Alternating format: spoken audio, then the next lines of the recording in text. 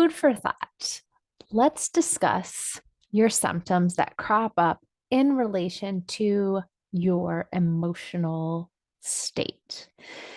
So, let's say that you are having mood swings, or let's say that you had a really intense interaction with someone at work and you're feeling really angry, really irritable, very irritable. You had been put on the spot. Let's say that you are dealing with your children, or you're dealing with family, or any number of things that cause you to have feelings that are uncomfortable.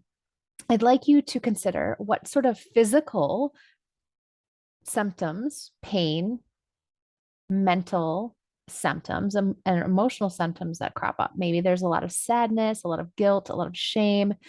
Maybe you notice that your gut hurts, your stomach hurts, or your heart hurts. Maybe you have chest pain, maybe heart palpitations. Maybe you notice back pain. Whatever you notice, one of the things that would happen for me when I'd get really angry in response to something, and it was usually very out of sorts, I wouldn't be able to turn my head. I would like freak out, scream, and yell, or be really angry. And it's like I couldn't turn my head. And so I would be stuck, like looking around like that for days and not being able to sleep comfortably. And it was very physically uncomfortable and very taxing. But when I realized that it happened when I was really angry, that was very freeing, very helpful, right? So I want you to look at this idea of your emotional life. And do you get numb? Do you tap out? Do you disassociate? Do you freeze? Do you know what you're even feeling?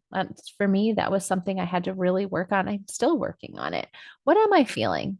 Oh, it's okay, sadness, but can I dig deeper? It's anger. Can we dig deeper? It's playfulness or silliness. You know, we have such a small repertoire of feelings that we allow ourselves because of how we grew up, because of how we've been conditioned, that it takes us time to really learn and honor how we're feeling and realize that we do have some power over it. So when we talk about your symptoms, like your physical, really annoying symptoms that are keeping you feeling stuck, that are taking your focus, so that like work, it's hard to just work, it's hard to be with others, it's hard when we think about these symptoms, we want to again look at them in this holistic way, because this is a mind body healing. So you want to be able to see all the different angles. And if your emotional well-being feels very taxed, it feels very thin, like you're just on a tightrope, and you aren't able to create more balance in that area, then this is an area that we want to make sure you are honoring and learning how to work with, so that you can reduce your physical symptoms that are the response to how you're feeling. And if you want to discuss that, you can hop on a Shift Your Symptoms call and we'll talk about your specific emotional life, or you might even say lack thereof, figuring out how to deal with your relationships, not just with yourself, but with others, your work life, your home life.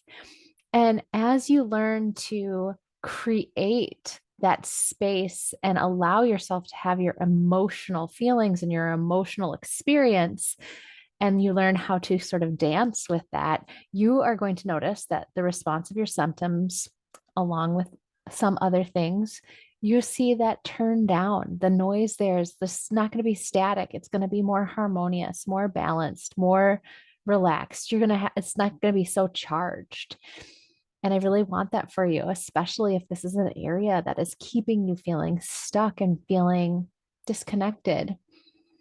So hop on a Shift Your Symptoms call and let's talk about it.